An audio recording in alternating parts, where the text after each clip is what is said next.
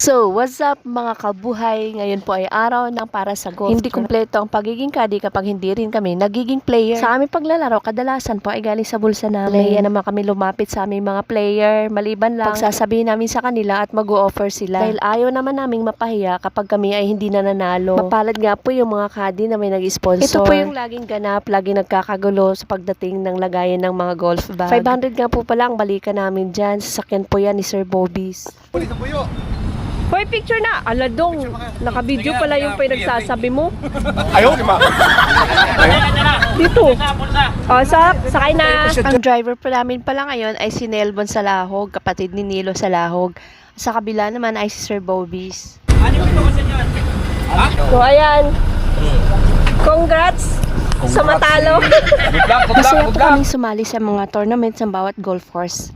Ito rin po namin makilala ang mga caddy na hindi namin katrabaho. Na minsan, yung boss nila ay nagiging boss din namin sa Villamor. Sa pagaling po namin sa Villamor, madadaanan po namin yung Navy Golf at ang Army Golf Course.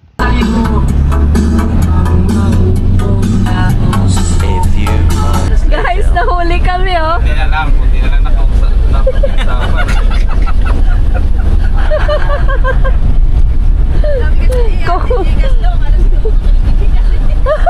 Kung ano-ano na lang kasi pinagkukwentuhan, ayan tuloy kamalasan.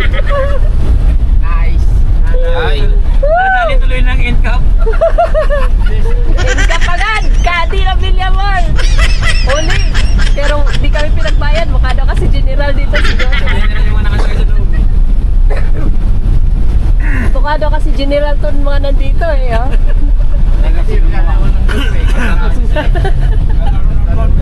Iisip niya mga linap.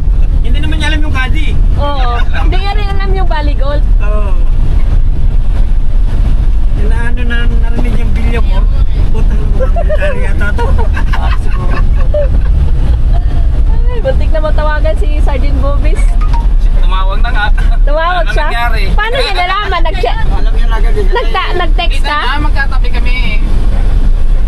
Pagkakasulit din. Pagsulit din ko, wag kang kakaliwa ka na. Hindi kami nalagasan. Mukha kasing mga sundalo rin kami dito eh, no? Oo, lalo na takot sila sa nakakawan eh. Yung dapat ng gitna eh. Hawak-hawak ko pa yung kami.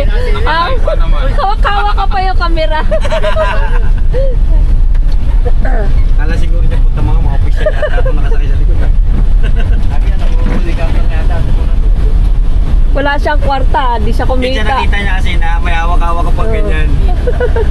Hindi siya kumita. Kita niyo pa rin. Bigyan sabi ko, sige.